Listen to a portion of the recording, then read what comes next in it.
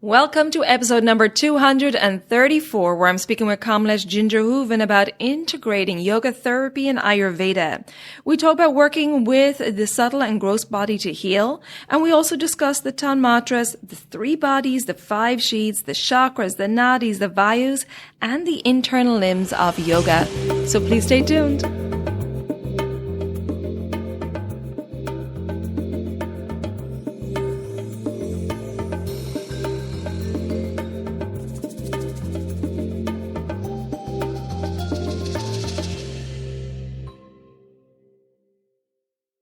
Welcome to the Elements of Ayurveda podcast. I'm your host, Colette, and I hope to educate and empower you to take charge of your health and well-being, preventing disease in the body and mind so that you can thrive in life. I will be sharing the holistic teachings of Ayurveda, which is the ancient healing tradition from India. Now, if you're new to Ayurveda, I recommend listening to the first couple of episodes where I do an introduction to Ayurveda and the mind-body types. And if you like the content, please be sure to subscribe or follow the podcast so the new episodes will automatically download for you. Also, you may want to check out my private Elements community, which is away from social media. It's a safe space for like-minded people to come together, to connect, to share, to support each other, and to continue the conversation from the podcast episodes.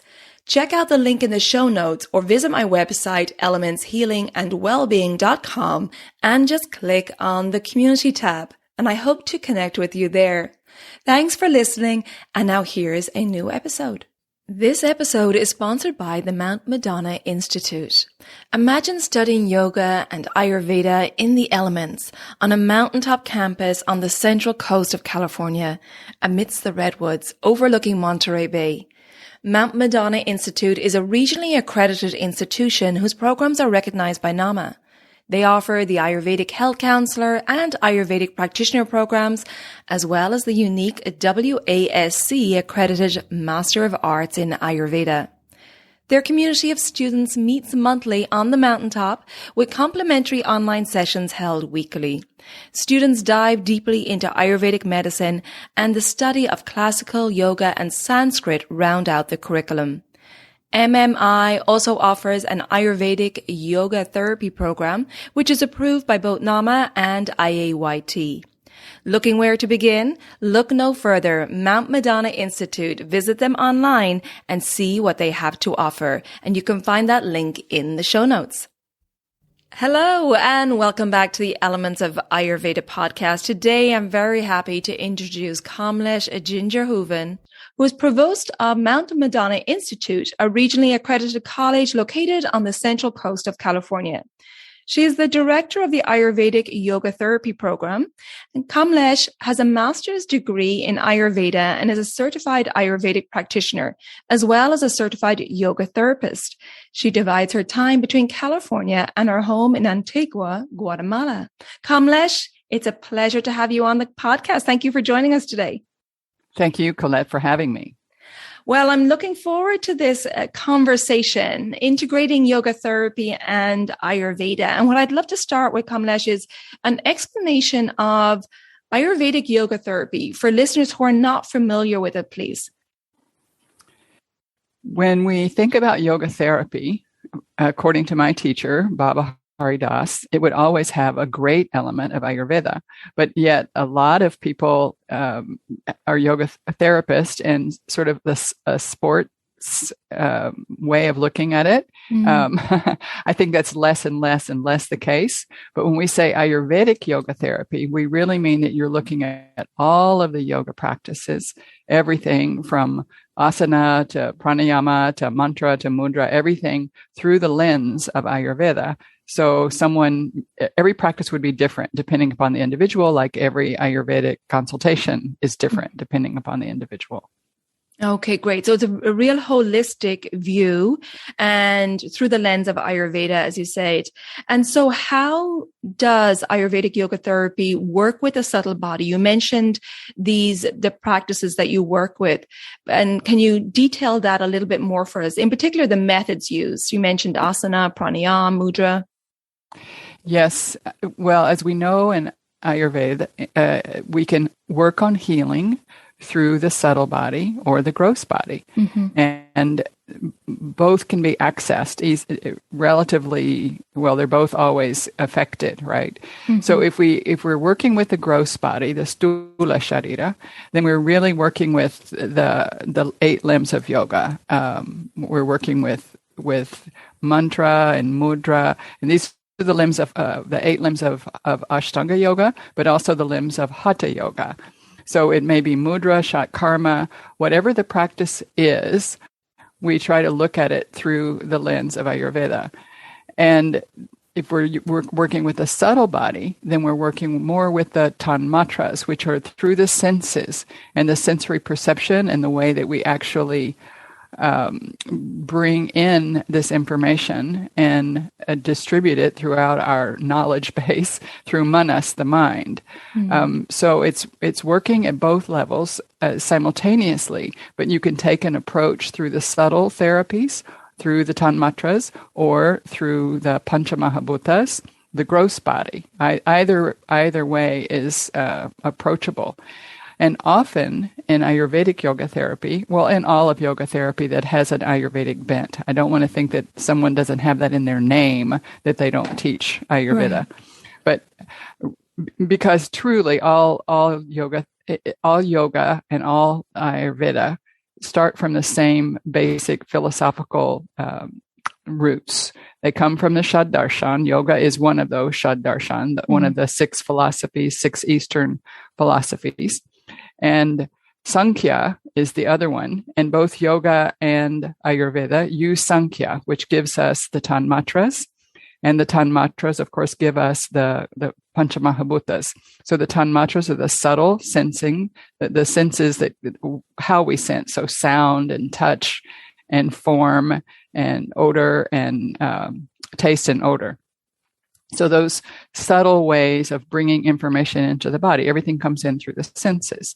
And then manas, the mind, is who remembers and takes it and uses it. And hopefully buddhi, our intellect, our cosmic intelligence, has an effect at this level as well. But sometimes we've sort of lost our connection with buddhi, with our cosmic intellect, and we're relying more on sensory perception, which sometimes is very false. So when we work with yoga therapy, we try to affect both the gross body and the subtle body. So that's why you'll hear people doing a sound bath or looking at a yantra. You're looking at a figure of something that's been made. There are yantras for very all of the different deities have a yantra, which is a physical representation. So it's really using all of the tools that Ayurveda provides, and that Sankhya as the basis, and then yoga provides. So Ayurveda and yoga coming together. The sister sciences were never separate as far as therapy and healing. I think every Vaidya, every practitioner in India that's an Ayurvedic practitioner, they used yoga as a modality of healing. And also in the roots of yoga, people who were working with others, every yoga was individual. There weren't these group yoga classes until Krishnamacharya started doing that at the palace, rightfully so, but it wasn't so much a group activity. It was something where you went to a teacher and you got one practice that was perfect for you at that particular stage of your life, at that particular state of mind you were in, the particular climate you were in, your lifestyle. Everything went together to form one practice for one individual. And that's the practice you did until the things in your life changed. And then you might get another practice. Exactly. So it was very similar to that of Ayurveda, where it's a very individualized approach. And like you said, the two are sister sciences, and they were integrated all through time. Absolutely. I don't think you can do justice to giving someone a yoga practice, if you haven't looked at their Ayurvedic constitution. You wouldn't give the same practice at all to someone who has a vata vitiation or a vata aggravation as you would to someone who has a kapha aggravation, right? We would treat asana differently. One would be one we might give restorative poses to for the vata vitiation. And yet for the kapha, we might have them doing sun salutes in many, many repetitions to get some energy moving and going. So each of them would be approached very Ayurvedically when you're looking at giving them a healing practice. Exactly. Absolutely. Yes. And vice versa. When you're giving an Ayurvedic approach to healing, you also include asana and pranayam and other mindfulness practices as well. Absolutely. And I mean, it's super important. You know, someone may not have herbs. They may not have, for example, someone is overheated in menopause or something, and they may not have easy access to herbs in the moment. They can't just down a coconut water or find some aloe vera. And so they can do shithali or sitkari, either of the cooling breath practices that would help them in that moment to cool down their internal thermostat and regulate the body heat. That's something they have with them all the time is their breath. Yes, exactly. And it's the fastest, easiest tool we have, and also gives the person confidence that and empowered that they have these tools themselves. They don't need something outside of their body to pacify that heat. Absolutely. Yeah. Absolutely. And so Shitali cooling breath is a sample of a tanmatra where you're using one of the senses to cool the body, right? You're just using the breath coming in to cool the body. The air element is being used. So bringing in the air normally is when we think of touch. And so the air is coming in and touching the body and cooling the cilia of the tongue and the roof of the mouth and just creating a coolness within the body. So we have I'm sure everyone knows we have the theory of triguna, which are the three major qualities of our creation, which are sattva, rajas, and tamas. The tamas being inertia, and rajas being activity, and sattva being balance or purity. So we have those three gunas, and I don't want to confuse those with the 20 gunas, the Vimshanti gunas that I'm about to mention, which are the 10 pairs of opposites that exist within our physical world. So if we're too hot, we can cool it down with something a little cooler, right? So always looking for that point of balance. And that doesn't mean that someone who's too hot has to have a big glass of ice water. It's a spectrum. It just means cooling it down from where it is, not necessarily an abrupt change. Absolutely. And the 10 pairs of opposites, it makes it so logical for people as well. And therefore makes it easier to integrate into their lives. And it empowers people just 100%. To have that thought, well, okay, if things are hot and I need to cool down, then I won't have a hot, spicy, Mexican, wonderful, delicious lunch. Right. I'll instead have something that's a little more cooling. Maybe I'll just have cooked vegetables and some rice and some beans, but not with spices all over them. And, you know, like if your popcorn is one of the things that always tickles me, especially when women get into their vata stage of life. Popcorn has all the properties of vata. It's light and it's airy and it's rough and it's dry and it's got all of these amazing properties. And there are so many of us, me included, that adore popcorn and are over 50. So it's like something you have to avoid. Of course, many of us Ayurveda people just down it with ghee. We drown it in ghee to make ourselves feel less guilty about that every once in a while popcorn that we have. But that is applying the opposite. It's applying to the dryness, the moisture of ghee, the heaviness of ghee. Exactly. Right. So. Yeah, exactly. And I'm interested, Kamalesh, in talking a little bit more about the tanmatras. And, you know, you talked about how they're the 5 objects of perception or our 5 senses. And I'd love to talk a little bit more about how you work with them, because you're working with them on the subtle body and using that for healing. And we talked about air being, well, let me allow you to explain the tanmatras and then maybe give us examples of how you would work with that. Okay. So let's start with sound, which is the subtlest. And with the quality of sound, often we think of mantra, and it can be listening to mantra, someone just bringing in the sound of Om. It can be also chanting the mantra. So either way, we're pulling in sound with yum, which just means restraint and control. So we're controlling the aspect of sound in that moment. So whether it be chanting Om or chanting a mantra or chanting a song that we just know and brings peace to us, something that we may have chanted when we were small, or listening to someone else chant, that's working through the sound element. So and hopefully someone would be at a place where you can sort of bring that in to pacify all of the others. So all of the other tanmatras are just kind of falling away for a moment, and the focus is sound, right? That would be how we would think of it. Right. And the sound, sorry to interrupt, but the sound creating a vibration in the body. Absolutely. That's why we use a lot of Sanskrit words, is because they have their own vibration. It's thought of this language that's so ancient, being a language built upon the vibration of the meaning of the word itself.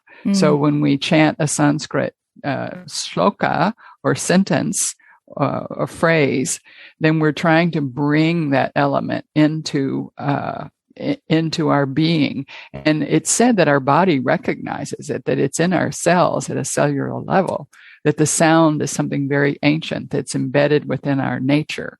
And I find that many people find that is the case, that when they're chanting or listening to a chant, it's very soothing to listen to a Sanskrit chant. It's something very recognizable about it, even though they might not understand the words, or they may not know every single word in the sentence. They get the general meaning.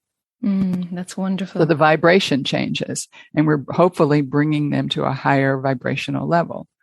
The element that corresponds with sound is ether. Or space, either way. Some people call it the ether element, some space, open space. And that is the element in which everything happens. It's the space in which all of creation unfolds.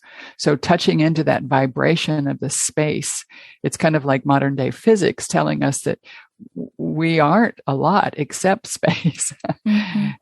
We really are like about 10%.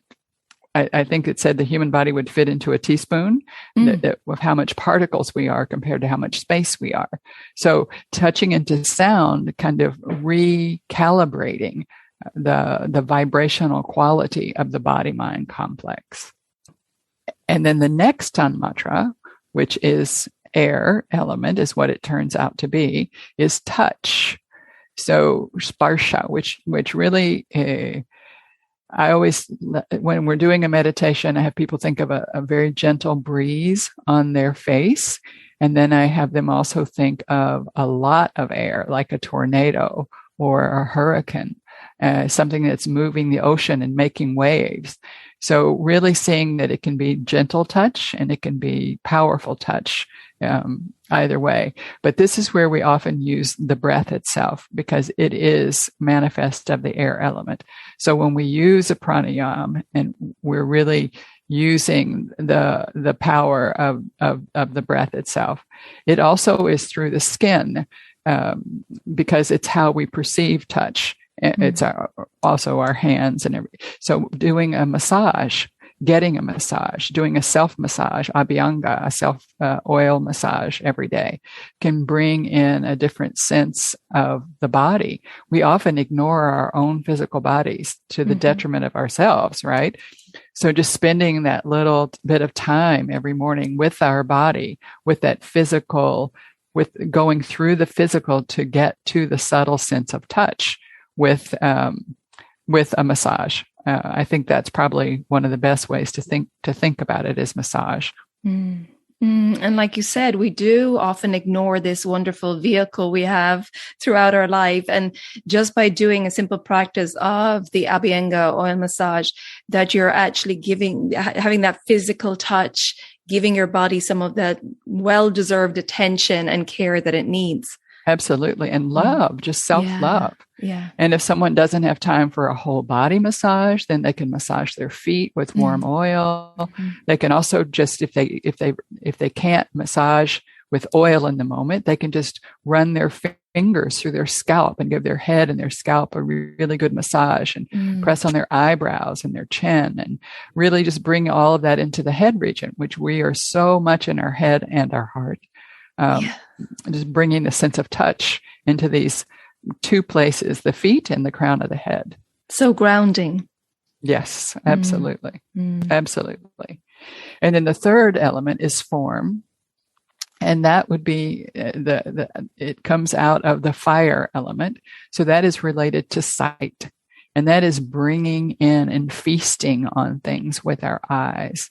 And that can mean, that's why it's so important not to watch things that are scary or violent or negative if you cannot do it, right? Which right now, a lot of us means not watching the news, maybe listening to something that it has to say so we keep up, but really not going deeply into this one page after the other on our iPads, looking at what's going on, keeping our input, because it's not only what we take into our body through our mouth, it's what we take in also through our eyes, through our senses, through our touch. Everything that's coming in is affecting us one way or the other. So when I think of form, I often think of sitting in a meditative posture and looking at something that's representative. It might be a deity, it might be a cross, it might be a Star of David, it might anything that is really sacred to the individual, that bringing the gaze and the vision into that.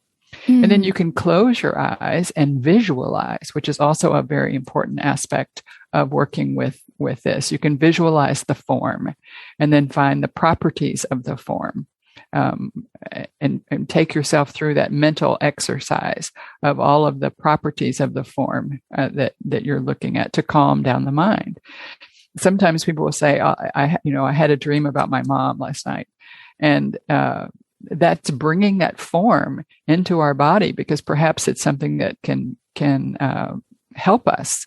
Sometimes the form is negative, and we also have to look at what happens with that when we bring in a nightmare or a dream. What aggravated that? What happened? When we create an asana, a posture in yoga therapy, we're creating a form. You can see yourself. Sometimes I know some places do it with mirrors. I've never practiced in front of a mirror except ballet. But I see my form in my mind as I create the posture. I hope that makes sense. Yes, absolutely. And so the rootedness and the groundedness and everything that I'm looking for, I'm trying to create a form that lets all of the prana vayus flow. So all of our subtle body structures just flow one into the other, and creating a form that allows that to happen. Yeah. So you're working more with proprioception, knowing where your body is in space rather than getting that visual feedback. Right. And so many people, we do not yet know where our body is in space. And those of us who are kinesthetic learners, we can hear something. You can tell me to bring my spine upright 10 times. And I know in my mind, my spine is upright.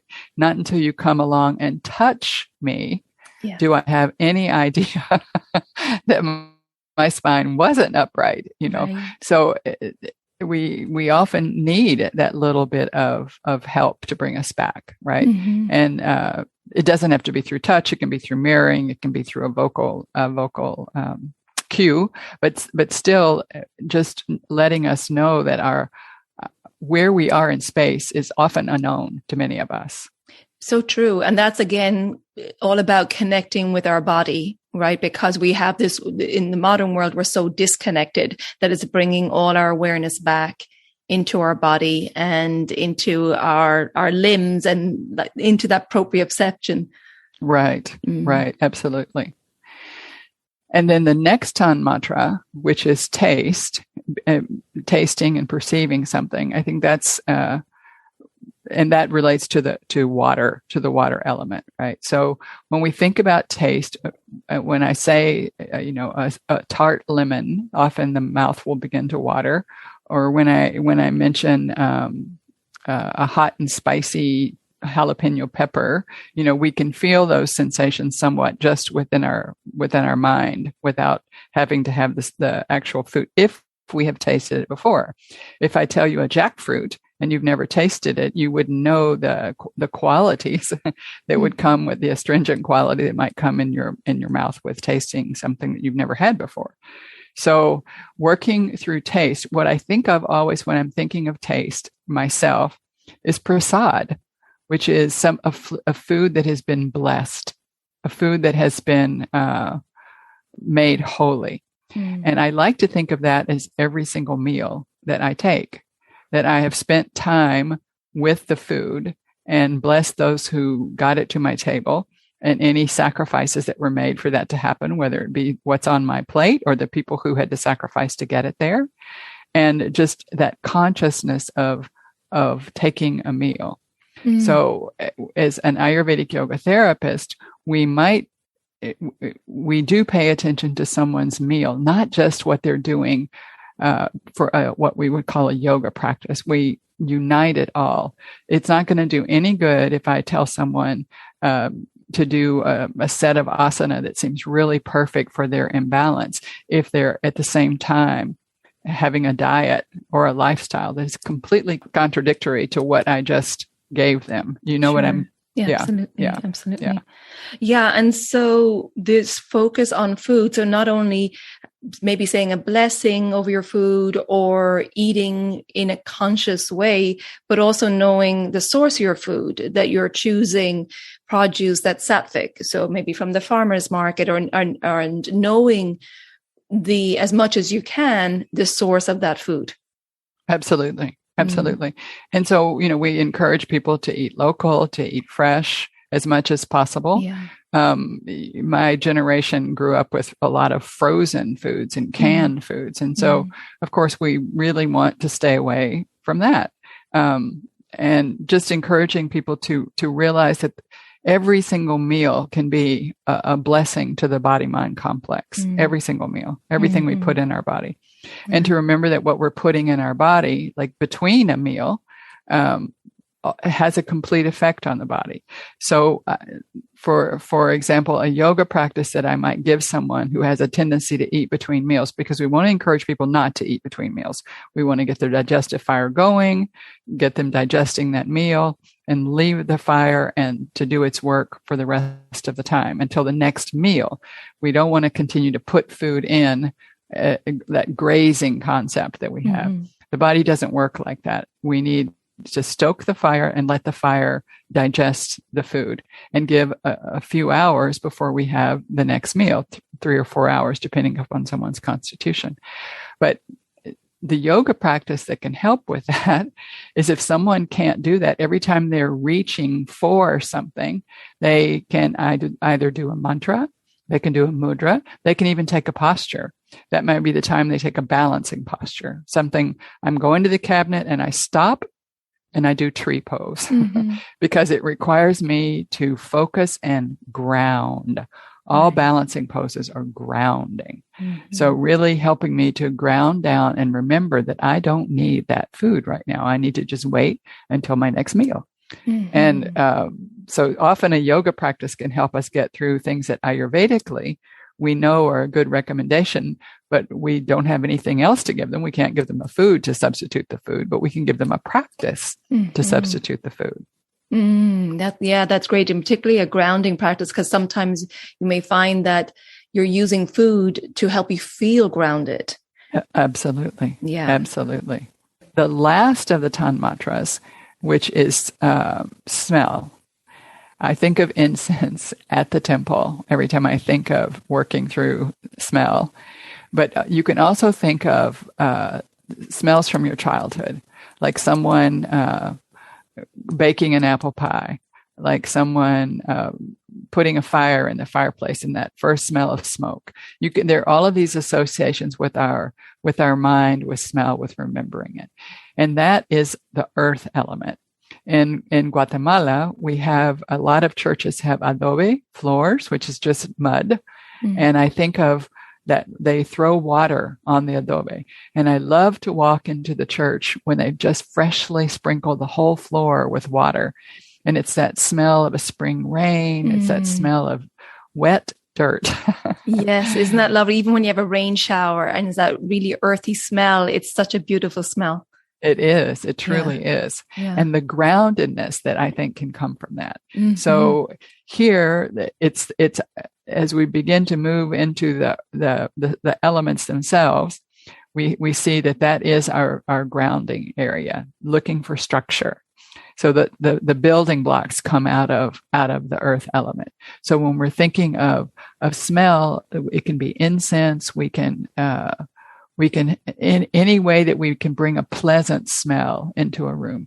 This, like a lot of times, Ayurvedic yoga therapy is very is called upon for the process of dying.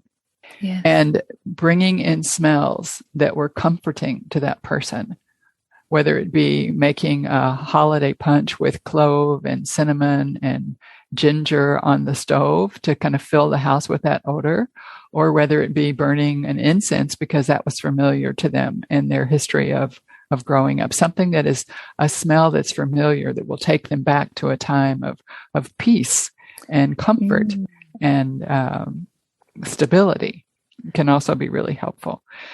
That's so beautiful. And I was about to say that because smell can bring back memories so vividly. That's a wonderful way to use these subtle senses to help that person in this transition. Absolutely. Thank you so much for that explanation. It was great to go through those and to get examples of how you use these subtle elements of the tanmatras. Taking a moment out here to bring you a message from our sponsor, Kerala Ayurveda Academy. Are you interested in studying online and getting certified? Well, then check out Kerala Ayurveda Academy's beginner programs, which offer a comprehensive foundation in Ayurvedic principles and lifestyle tools, including simple personalized yoga practices you can use at home and for your clients. It's not too late to join the spring session, and programs start every fall and spring. Learn more at keralaayurveda.us/courses. And for $100 off tuition, use the reference code Elements100 when you join a first level certification. Check out all the details in the show notes. And I'd love to stay on the topic of using the subtle body and talking about the three bodies and the Pancha Kosha as well. Yes. So in both Ayurveda and yoga do adhere to the principle of Trisharira, the three bodies, subtle, gross, and causal, our initial coming into being. And the Pancha Koshas, the five koshas, the five sheaths, the Pancha just means five. And Kosha means sheath. So you can sort of think about the Russian dolls, one right inside another. Although you can decide which is on the outside and which is on the inside, because that we're going to cut a body open in a anatomy lab, and we're not going to ever find the koshas. We aren't going to find the three bodies. We aren't going to find the chakras. We aren't going to find the vayus. They're all there. We know they're there from ancient history and all of the medical practices in the East. But we won't find them when we cut the body open. But the Pancha Koshas, the five sheaths, correspond to our Trisharira. They further break down the subtle body. So the most subtle kosha, the Anandamaya kosha, corresponds to our causal body, where we're in bliss when we are not taking a physical, the very beginning of taking the physical form, where we're not, and then we come into being. And then the three other koshas correspond to the subtle body. I'll come back to those. And then the fifth kosha, the Annamaya kosha, which is food sheath, the illusory food sheath, corresponds to our gross body. So in the middle, we have the other three sheaths, which all correspond to our subtle body. So it's the Pranamaya kosha, which means the wind or air sheath, that corresponds to thinking of it's still subtle, but it's coming in through the breath of the body. And then next is the Manomaya Kosha, which is the mental sheath, which is how we process everything that's come in through the senses through a memory. And the next is the Vijnanamaya Kosha, which is the intellect sheath, which hopefully we are allowed to draw on that cosmic energy, the cosmic mind that we all share.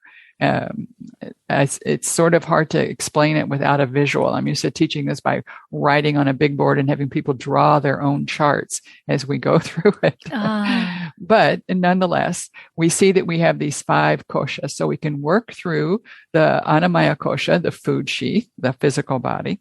We can work through the Pranamaya Kosha, which is breath, using all of the breath practices. We can work through Manomaya Kosha, which is how we interpret the senses, looking for correct sensory interpretation. And then the last is the intellect, really looking to dive into the cosmic intellect, where we can find the sat, the truthfulness of what we know about this physical existence and this subtle existence that we have. So using all of those 4 practices. And then I must go a little bit deeper, please, into the Pranamaya Kosha, just for us to know that there we have even divided the pran down further. So, and the prana is so amazing. It is, when we look Ayurvedically at what is going on in pran and Pranamaya Kosha, we see that we have what's happening in the physical body as a reflection of what was happening in the subtle body. So in our physical body, the 5 Pancha vayus, the 5 Pancha vayus, vital airs, are divided up by function. And so this is where yoga therapy can really make a very vast difference. For example, the upward flow of air, the function of upward flow, so singing and talking, speaking, spitting, vomiting, anything that's coming up and out. So thinking from like the mid-chest all the way up and out of the body. So that is Udana Vayu. And so we can work with that with chanting. We can work with that with pranayama like Brahmari, bee humming. We can work with that with what we often, Babaji called Ujjayi gross method. It's a very sobbing sound that's really constricting the throat. So really working at the area of Udana. And Udana has as its seat Vishuddha chakra, the chakra at the dimple of the throat, in the back, in the spine. So chakras, remember, live within our spine. They live within Sushumna Nadi, which is 1,000th the breadth of a hair. So we're talking microchips. We're talking laser technology. We're talking smaller than an iPhone. And that in our spine is informing everything else around our body. So anytime we constrict the throat and we apply a bandha there, that's also affecting Udana Vayu. So we can use many different aspects of yoga practice. The next Vayu corresponds to our respiration, our breathing in and out. That is our prana Vayu. It's affecting the whole chest region, the heart region, the brain. It's coming in and going down and coming in and going down. So as we take in the breath and then it rides out on Udana. The breath rides out on Udana, comes in with pran. So anytime we're doing a pranayama, anytime we're controlling the breath or restraining the breath or holding the breath, kumbhak, then we are affecting the pran in the body. So we can have an effect at the lungs and congestion. We can have effect at the heart region. And the chakra that corresponds to that is anahat, which would be behind the heart and the spine, back in the back.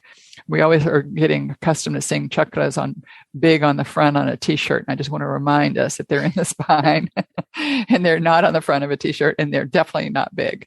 So they're not bicolors inside you. They're little microscopic things, right? And many different colors are depending upon which school of yogic thought you follow. And it's, as Babaji would say, it's all good. It's all good. Don't worry about the colors right now. Just think about the activity itself. Then we have Samana Vayu, which is at the belly region. And it's often called the unchanging air, because I always think of it as like kneading bread, where it's folding in on itself. This is where our transformation happens. This is where we bring in the whole sense of transforming food and thought and everything that comes into our body. And we know now with our enteric nervous system that is in part of our gut brain that that's exactly what happened. I feel it in my gut, that gut reaction. That's all happening in the area of samana vayu. And it's folding in upon itself, just folding and digesting and folding and digesting and folding and digesting. So all of our thoughts, all of our emotions, all of our food, our assimilation of our food happens here. So when we think in the chakra that corresponds as Manipur, back behind our belly button, but all the way back again in the spine. And here we can work with breath of fire, which is a shat karma, or we can work with Agni Sardoti is the shat karma, or breath of fire, which is a pranayam. We can just do asana poses, which put pressure at the belly region. So often we'll think of a closed twist to put a little bit more pressure at the navel region, pushing all the way back. So anytime often when we're engaging in asana practice itself, we're engaging the abdominal region and bringing the belly to the spine to stabilize the low back. So all of that is having a beautiful effect on samana vayu, bringing balance into our body. It's the most important for transformation to make sure that area is balanced. And then the downward flow, apana vayu, which is responsible for childbirth, for urination, for feces, for everything coming out of the body, everything out, ejaculation, everything moving out. And it's for grounding us. It's tied to our earth element. And its chakra is Muladhara chakra at the very base of the spine, all the way down past our coccyx. So all of the grounding practices. I mentioned earlier that balance poses can really ground us, but so can seated poses that put a pressure at Muladhara. So like something that where you have your heels together and you're sitting on that area, Vajrasana. So anything that can put pressure there. When we're doing standing poses, it's so good because we have to lift the pelvic floor to do a safe standing pose. We lift the pelvic floor, and that also brings pressure into that area. And then when we do poses that are one side is external rotation and we bring out of it, and then the other side is external rotation and we come out of that. Just like Nadi Shodan is doing an alternate nostril, we're doing alternate legs, which are where the nadis start. They start at the base of the spine and go up and out the nose. Whether they cross chakras, go through chakras, or don't even touch the chakras, that also depends upon your school of thought.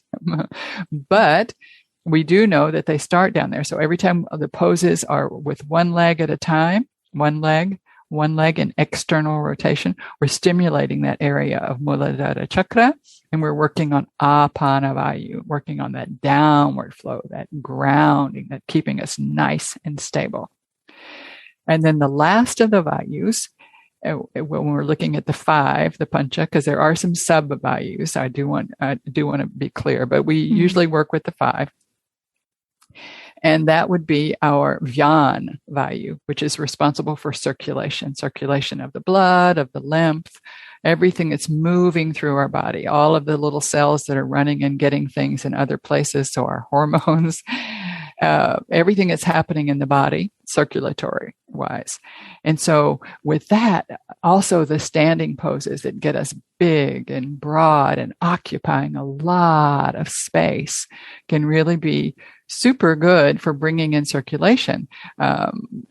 Poses that move from being still to not still, still to not still, or series of poses like a Surya Namaskar or a Chandra Namaskar or any other kind of series that someone has done and given to a person to practice can be really good for circulation. So bringing in these 5 Panchavayus into our yoga therapy practice is something that all of us do. I think the key is that these 5 Panchavayus are the sub-doshas of Vata in Ayurveda. Isn't that amazing? So we can work through, we all know that both Kapha and Pitta are lame. They don't go anywhere unless Vata moves them. right? Exactly. So often the first method of treatment is with vata to somehow get vata back into balance so that pitta and kapha can find their own way home. So when we think that we have that amazing tool through yogic practices to work on all levels of the subdoshas of vata, it's amazing to me that blend. That's why I said from the very beginning, they were never separate. Exactly.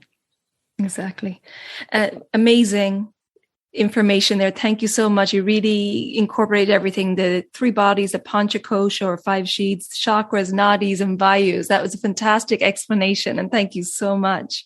And you can see, like, it is fascinating how the subtle body affects the gross body and vice versa.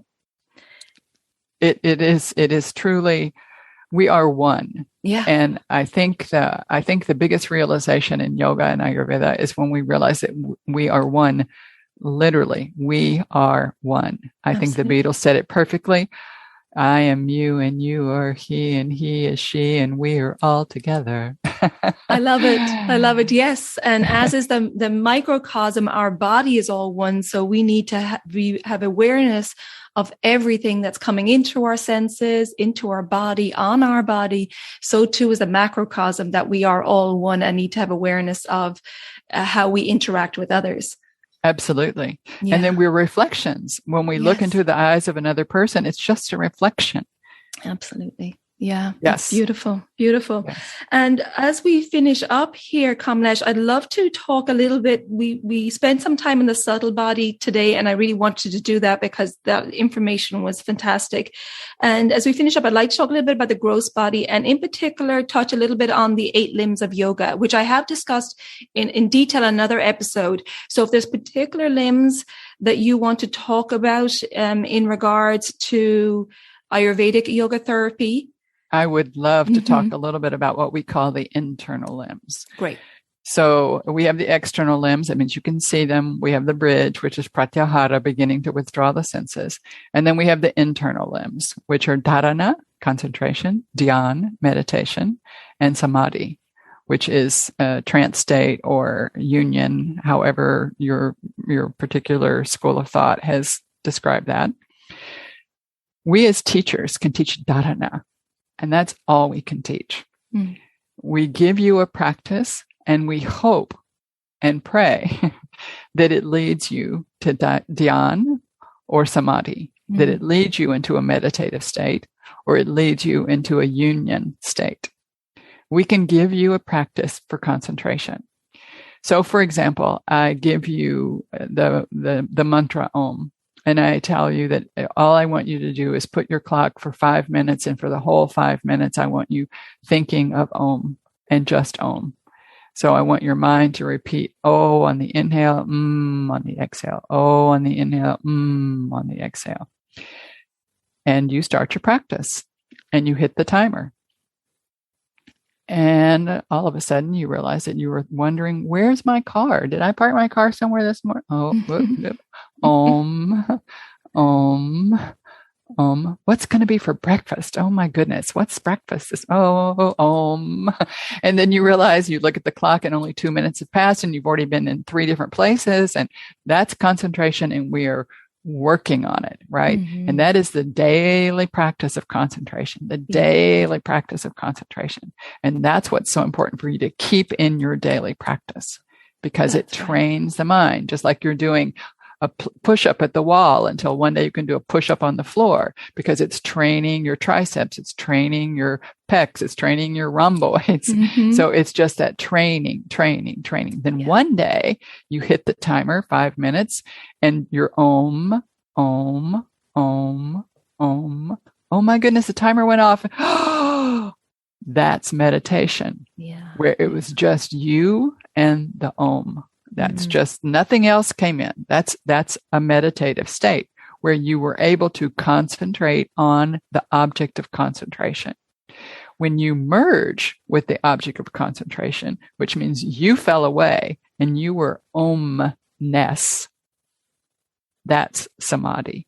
When you knew what it is to be Om, that's samadhi. And so all we can do is give you the tool to use to meditate or to practice mindfulness, however you want to look at it.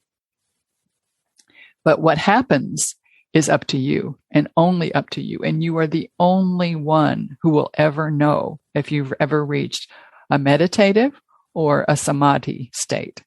Mm-hmm. So just to be clear, for us to have that as our goal, I have as the goal that every single person who practices can merge totally with their object of concentration. But if you don't, and if you can't, just the daily practice of concentration is plenty. It is enough to bring your mind into a state of calmness and peace and tranquility. So just to know about those internal limbs, because they are truly internal. Absolutely. And I think it's a great reminder for people because, when people, particularly when they're starting with meditation, that it can be very challenging because people are like, well, I can't clear my mind yet, but it is just the practice of anchoring your mind in the present moment and using a mantra or whatever you choose to anchor your mind is great in itself, because as you said, you're bringing your mind into the present moment where no stress exists, right? And that is doing positive things for your body and mind as well.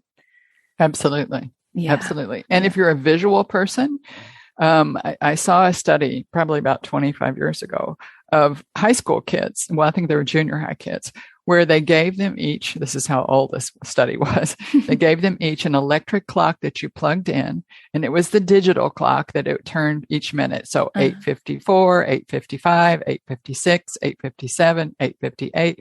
And all they were required to do was sit in front of that clock for 5 minutes and watch the clock move. That's all they were required to do. They took an aptitude test at the beginning, and they did 2 weeks of looking at the clock, and then they took another aptitude test, and it changed dramatically about how they were able to concentrate. Oh, interesting. And all they had done was 5 minutes of watching a clock. Yeah. That's all they did. Yeah. So just if you have problems closing your eyes with an Om, then look, use your sense, use a sense of form and touch and everything that's available to you. Make sure your hands could be in a mudra. Your hands could be something that sustains the practice, right? Maybe you need to put your hands in apana mudra, which is the grounding downward flow. Just because you feel like you're up in your head and you're all over the place and you need the downward flow. So you could also use the earth mudra, which would be really good for that. And that's just touching your thumb to the tip of your ring finger. You just bring your thumb to the tip of your ring finger, and that's the earth, Prithvi mudra. So that's very grounding. If you want to do apana, just bring right into that thumb and middle finger, the thumb and ring finger, your middle finger. It kind of looks like a little deer with two horns on either side. And that is the apana mudra, the mudra for reaching down and grounding you down. So whether you release the middle finger and use just earth, or you add the middle finger and use apan for grounding fully, both of those mudras can help settle the mind and really help the mind stay grounded. So using these other supports that come from our yoga practice to support the whole mind-body complex, we are integrated. We know we are mind, we are body, we are soul, and we are the senses. And all four of those aspects have to come together. Absolutely. Beautiful way to finish off this episode, Kamalesh. And thank you so much. That information was so rich, and I appreciate you touching on the mudras there and just giving simple samples of what people can do to anchor their mind in the present moment. And also a reminder that it's a practice and it's something that takes a little discipline, but with that practice comes great benefits. Truly. Yeah, truly, absolutely. Well, Kamalesh, as we finish up here, I'd love for you to tell people where they can find out more information about the courses we mentioned in the bio, the Ayurvedic Yoga Therapy program and other courses that are offered. Yes, I am on the faculty and the Provost of Mount Madonna Institute, which is located in the Santa Cruz Mountains of California on the Central Coast. We look out over Monterey Bay. Beautiful. And you can turn in the other direction and see Santa Cruz Harbor. Oh, wow. It is beautiful. We're in the Redwoods. It's 380 acres. We have a Hanuman temple. We have a Ganesh temple. We have a little area with Virgin Mary. We have Star of David. It's a very ecumenical. You don't have to practice anything except peace and love and harmony to come and feel a part of Mount Madonna. But the whole mountain, it was first a very sacred place of the Ohlone Indians, and you can feel that native. As a matter of fact, the temple itself is on a site that Babaji felt was a very sacred site to the Native Americans. It is really beautiful. Wow, and with those redwoods as well? Oh my goodness. Yes, we have a redwood forest. You can go on beautiful hikes during meal times. So what we offer at Mount Madonna is the Ayurvedic Health Counselor Program. It's a year program. We offer the Ayurvedic Practitioner Program, and we offer a Master's in Ayurveda. So if you have a BA or a BS, rather than just enrolling in the Practitioner Program, you should enroll in the Master's of Ayurveda because it has a little bit more work, but at the end of it, it's the same basic content with a little bit more work for the master students and a little bit more clinical practice for the master students. You come out with a master's that also is by an accredited body. We are accredited by WASC, the Western Association of Schools and Colleges, that accredits UCLA and Berkeley and all of the other big places. We're the smallest institution they've ever accredited. But we also offer our Ayurvedic Yoga Therapy. We offer our YTT Yoga Teacher Training at the 200-hour introductory foundational level. We offer it at the 300-hour advanced yoga studies.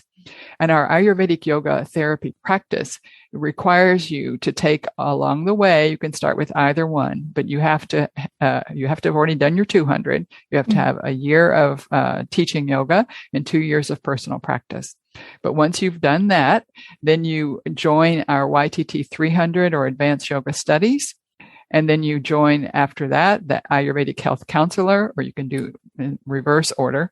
And then we have what we call an integration of the two sister sciences, where we just work together with clients, seeing how all of this knowledge is applied, actually, the application of it. We work a little bit with disease management at that level. Okay, so fantastic. All of them are fabulous courses, and the beauty of studying these 5 elements that we just talked about, in the middle of those 5 elements, including our little lake that you can dive into, it is an amazing experience, truly. Yeah, it sounds like that. And so your programs are on site? Yes, they're on site. We do have some online programs. We have some programs. Well, all of our Ayurveda programs are on site once a month, where you come and are there from a Thursday, either midday or the evening, on all day Friday, Saturday, Sunday, once a month. And then we meet weekly online. Online. Great. And then for the yoga programs currently, the 200 and the 300, there are some bookends in person. So the first session is in person over a long weekend. The last session is in person over a long weekend. In between, all of the program is modular. So yes, modular and online. Great. Thanks for that information. And so, what's the website where people can go to? It's www.mountmadonnainstitute.org. Great. And I will put that link in the show notes. So please head on over there so we can get you over to Mount Madonna Institute. Kamalesh, it's been an absolute pleasure. I really enjoyed the conversation. And thank you so much for diving deep into this information, and just really great way of explaining the information as well. I really appreciate it. You are so welcome. It has been an absolute pleasure. I'm so glad we have so many people interested in yoga and Ayurveda. I'm so happy. Yeah, absolutely. It's just people are so passionate, and I think people are really seeking out this knowledge of yoga and Ayurveda, because it's so logical, it's so grounding, and it's, the fact that it is including all 5 elements, it really gives us really sturdy foundation in these practices, which I think is what we need right now when other foundations in the world are shaky. We need Absolutely. These daily practices to really give us a solid structure. Absolutely. Well said. Okay, Kamalesh, thank you. And come back and visit us again soon. Thank you, Colette. I would love to. I hope you enjoyed that conversation with Kamalesh. It was certainly very interesting. And please check out the show notes for all the links mentioned in this episode. And if you think that this episode will be helpful to family or friends, please share it with them so we can spread this wisdom far and wide. If you haven't already subscribed or followed the podcast, please do so wherever you listen to your podcasts. And if you would like to rate and review it, I would really appreciate that. Please check me out on social media also, and follow me on Facebook and Instagram under Elements Healing and Wellbeing. And thank you so much for tuning in. Until next time, take good care of yourself, be well, and bye for now. Slán go fóill.